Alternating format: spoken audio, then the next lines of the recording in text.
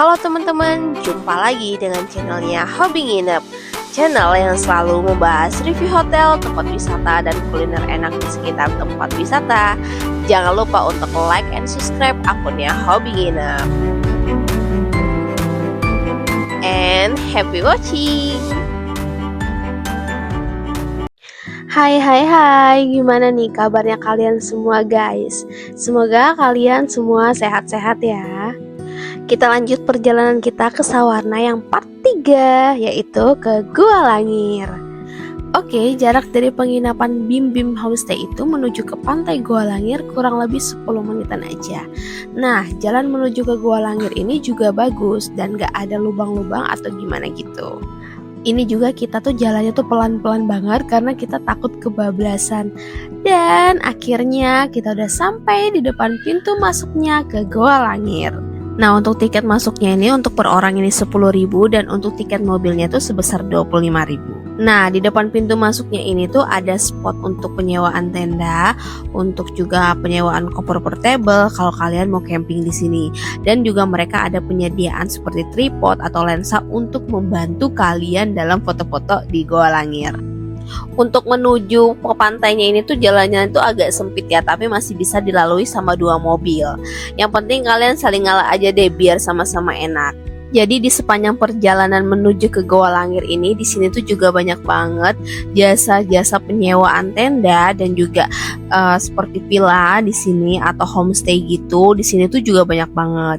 Jadi kalian tuh nggak perlu bingung atau takut kalau emang kalian mau nginep di Gua Langir tuh, karena di sini tuh banyak banget tempat-tempat yang udah disediain. Nah, akhirnya kita udah sampai nih di camping groundnya Gua Langir. Nah, di sini tuh banyak juga yang parkir mobil di sini serta motor. Jadi kita tuh bawa mobil sama motor tuh bisa langsung masuk ke camping groundnya di Gua Langir ini.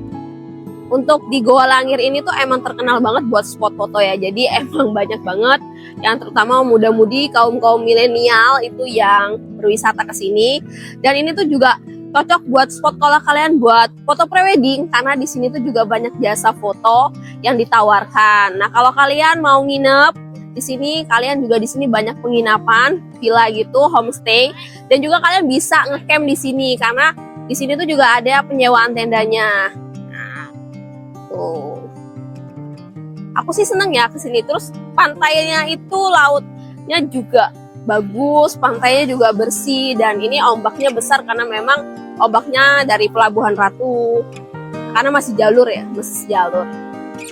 Kalau kalian lapar, pengen minum, pengen nyemil-nyemil, di sini tuh banyak stand-stand dan tempat yang jualan gitu. Jadi kalian nggak perlu khawatir buat kelaparan, itu tuh pasti di sini banyak banget yang jualan. Pokoknya ikutin terus ya. Nah, sekilas di pantai Gua Langir ini tuh aku tuh ingetin ya sama-sama pantai yang ada di Uluwatu, Bali ya teman-teman. Macam pantai Suluban, pantai Dreamland, dan pantai-pantai lainnya yang ada di daerah Uluwatu. Ini tuh terlihat dari gugusan batu-batu yang besar di sepanjang pesisir pantai Gua Langir ini nih. Dan untuk pasirnya tuh juga putih halus dan ombaknya memang juga lumayan besar ya di sini. Tapi itu tuh bagus banget.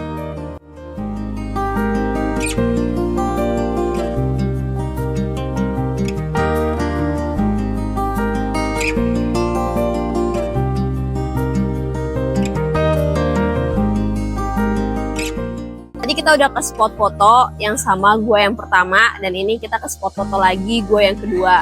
Jadi memang kayaknya udah terkenal dengan Gua Langir tuh Goa 1000 goa tuh. Jadi memang dia banyak banget goa-goanya tuh. Nah, di sini tuh spot foto yang sangat cantik tuh, karena dia langsung ke ombak, ke bebatuan, temuan air laut dengan batu. Jadi cakep banget. Aku suka ya kalau kesini. Jadi kalau buat kita yang healing, buat regain mata, terus juga ngerasa kalau perlu refreshing tuh, aduh di sini enak banget. Dan di sini juga banyak suara kelelawar karena mungkin memang goa ya. Dan ini ombaknya juga makin sore makin besar. Seru banget. Dan juga aku di sini rasa wisata murah tapi cukup memuaskan, karena memang kan ada juga beberapa pantai yang udah hitungannya udah mahal ya. Kalau di sini tuh masih murah, dari tiketnya, dari tiket parkirnya, semua itu masih murah banget dan menurut aku masih worth it.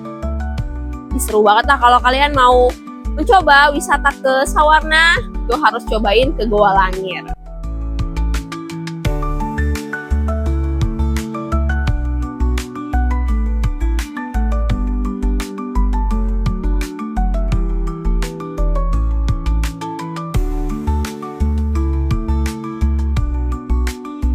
Ini kita mau masuk ke Goa Langir. Nah, kalian harus ikutin nih masuknya ke dalam, gelap posisinya.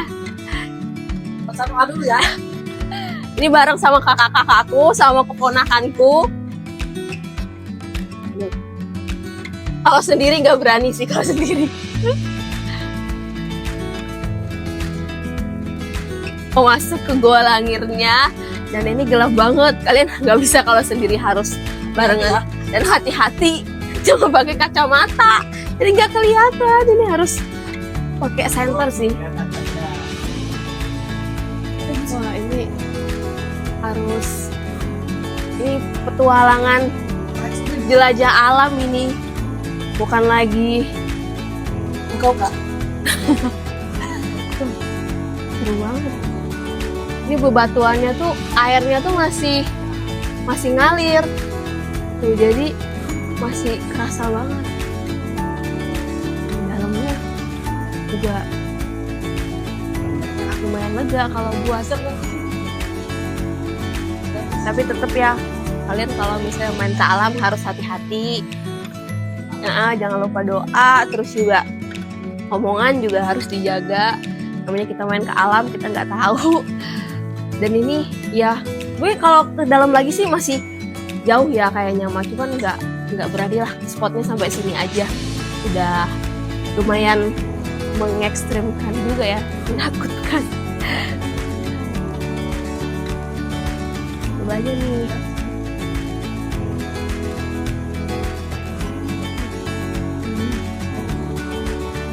Dan pusing banget.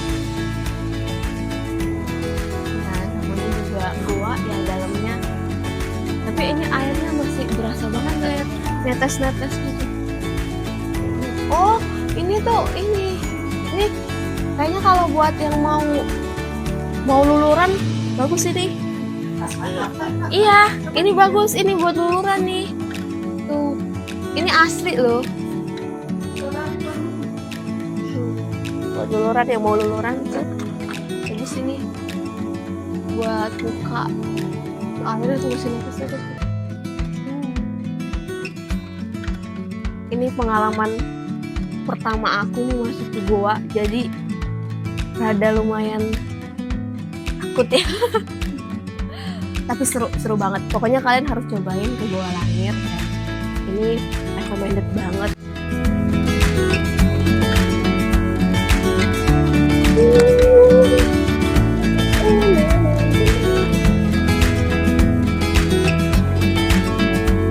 Goa Langir.